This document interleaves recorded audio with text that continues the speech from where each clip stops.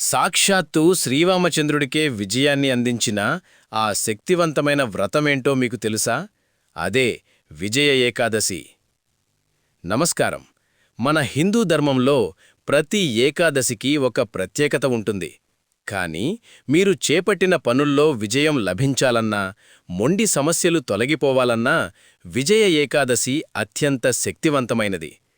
త్రేతాయుగంలో సాక్షాత్తు శ్రీరామచంద్రుడే ఈ వ్రతాన్ని ఆచరించారంటే దీని మహత్యం ఎంతో అర్థం చేసుకోవచ్చు. ఈరోజు ఈ వీడియోలో విజయ ఏకాదశి వెనుక ఉన్న ఆసక్తికరమైన కథ మరియు పూజా విధానాన్ని తెలుసుకుందాం. పురాణాల ప్రకారం త్రేతాయుగంలో శ్రీరామచంద్రుడు సీతాదేవిని వెదుకుతూ లక్ష్మణుడితో కలిసి సముద్రతీరానికి చేరుకుంటాడు. అపారమైన సముద్రాన్ని దాటి లంకకు చేరుకోవడం ఎలాగో తెలియక రాముడు చింతిస్తుండగా లక్ష్మణుడు సమీపంలోని బకదాల్భయ మహర్షిని సంప్రదించమని సూచిస్తాడు.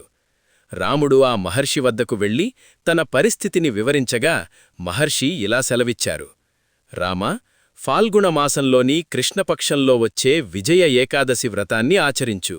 ఈ వ్రత ప్రభావం వల్ల నువ్వు సముద్రాన్ని దాటగమే కాకుండా రావణుడిపై విజయం సాధించి సీతమ్మను తిరిగి పొందుతావు. మహర్షి సూచించిన పూజా విధానం: ఏకాదశికి ముందు రోజు దశమి ఒక బంగారు, వెండి, రాగి లేదా మట్టి పాత్రను నీటితో నింపి దానిపై పళ్లెంలో ధాన్యాలు ఉంచి స్థాపించాలి. ఏకాదశి రోజున ఉదయాన్నే స్నానం చేసి ఆ కలశంపై శ్రీమహావిష్ణు విగ్రహాన్ని ప్రతిష్ఠించి పూజించాలి. రోజంతా ఉపవాసముండి రాత్రి జాగరణ చెయ్యాలి.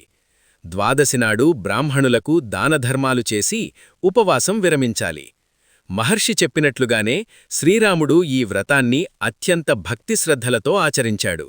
ఈ వ్రత పుణ్యం వల్ల సముద్రం రాముడికి దారి ఇచ్చిందని, తద్వారా లంకపై విజయం సాధించాడని పురాణాలు చెబుతున్నాయి.